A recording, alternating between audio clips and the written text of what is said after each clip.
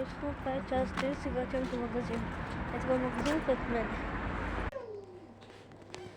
Така отивам да пробвам този джок. Хора, става още по-тъмно. Отивам на магазина 1 час събирам.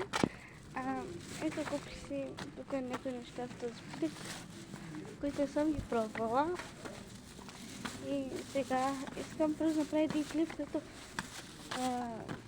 имам някой да пробвам, някой не съм ги пробвала. Само едно нещо да пробва и да спорта, разбира се. Резултатчето.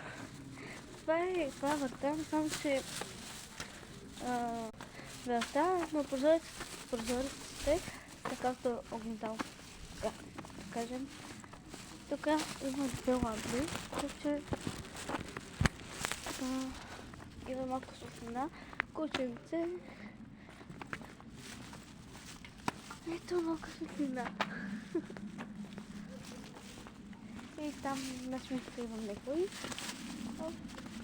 Там е нашата стойка, където чакам автобуса. Ето там, виждате ли там стойка е това.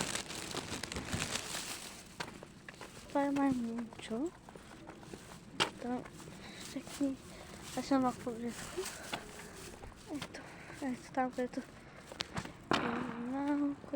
ето тук.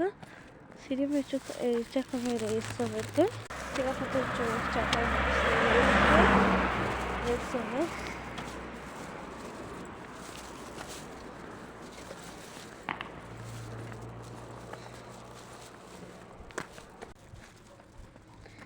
Ето там.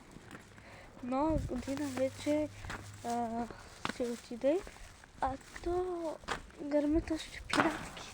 Ето чувате. Ракети тук. Бе, имаше и дубайски вафли пасти.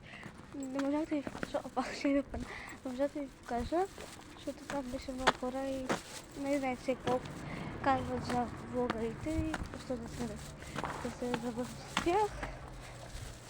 И да. Какъв бащина, как такова в ефира, като направи някакви луд, той така ще пира. Бащина тук. Новен връстник. Еми хора, почти се стигнах. Само направя съм вкъщи. Сега това е в трета част и след малко ще има и четвърта част на пътване на храната. Стигнах най-накрая. Баща ми.